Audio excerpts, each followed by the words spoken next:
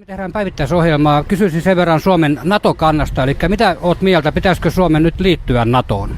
Suomen olisi pitänyt liittyä jo 20 vuotta sitten NATOon, silloin kun liittyi tämä revohka.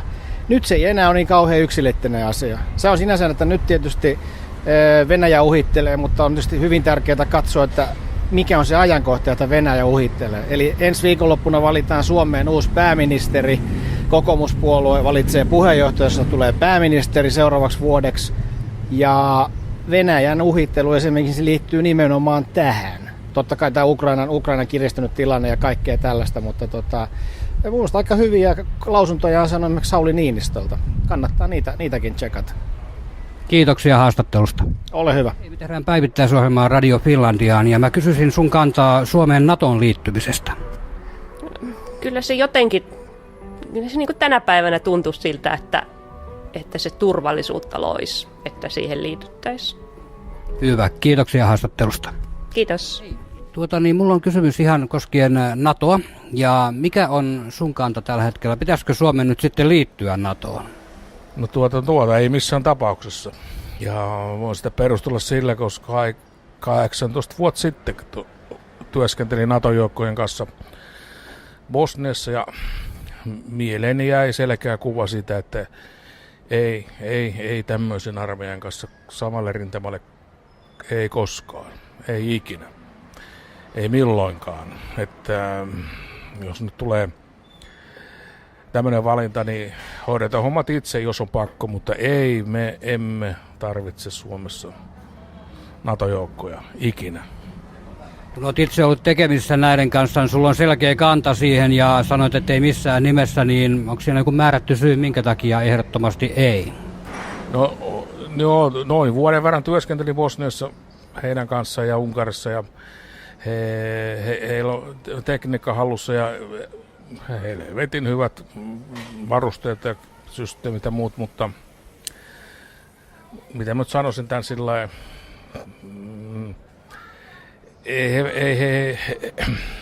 sotilaina he ovat ehkä,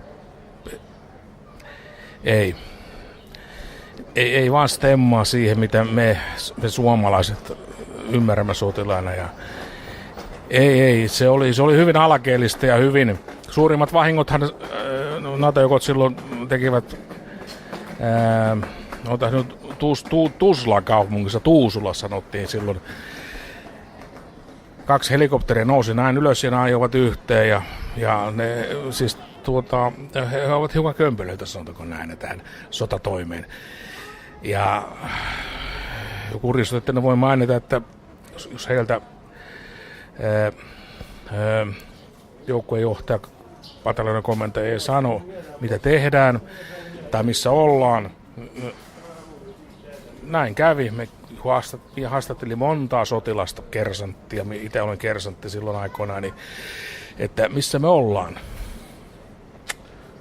No, he eivät tienneet missä maassa he ovat, oliko se Unkari vai Bosnia vai Kroatia, ja he olivat hyvin ihan siis pihalla tästä touhusta, ja tämmöistä toimintaa en tietenkään halua Suomen puolustukseen mukaan, vaan varmaan moni sotilas Suomessa ja vanha rauhanturvaaja, kuten minäkin, ymmärtää tämän näkemyksen, että emme me tarvitse niin kuin, kömpelöitä maailman sotilaita, ei missään tapauksessa, ei. Kiitos asiantuntevasta mielipiteestä. Hei, meillä on kysymys NATOsta, eli mikä sun mielipide on, pitäisikö Suomen liittyä nyt sitten NATOon?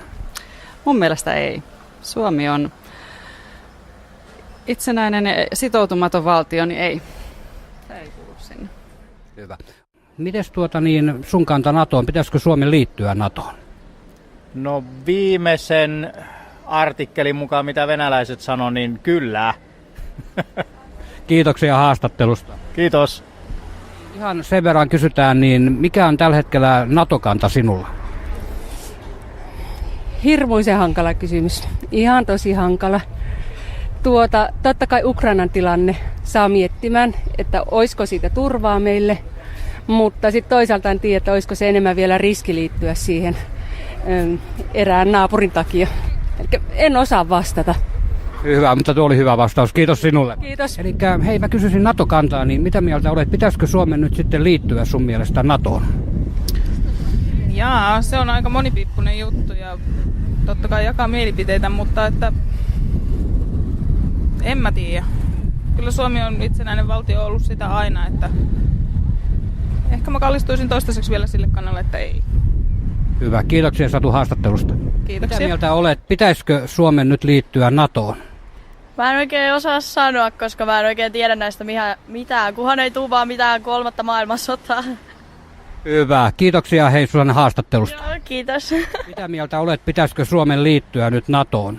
No Suomi on niin kaukana mun elämästäni tänä päivänä, että mulla ei ole mitään mielipidettä. Mä asun täällä ja käyn Suomessa lomalla kerran 2 vuodessa.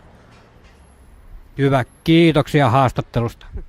Ja tehdään päivittäisohjelmaa koskien sitten tällä kertaa aihetta NATO. Eli pitäisikö Suomen liittyä NATOon? No se on hyvin vaikea kysymys. Nyt tietysti Venäjän ja Ukrainan tapahtumat on niin kuin saanut suomalaiset ajattelemaan tätä paljon enemmän ja varmaan moni on kallistunut vähän enemmän siihen suuntaan, että pitäisi liittyä. Että tosi vaikea sanoa, mutta ehkä pikkusen enemmän kallistun siihen suuntaan, että pitäisi olla jotakin tällaista yhteistyötä. Hyvä, kiitoksia haastattelusta. Kiitos. Mitäs mieltä olet? Pitäisikö sun mielestä Suomen nyt liittyä NATOon?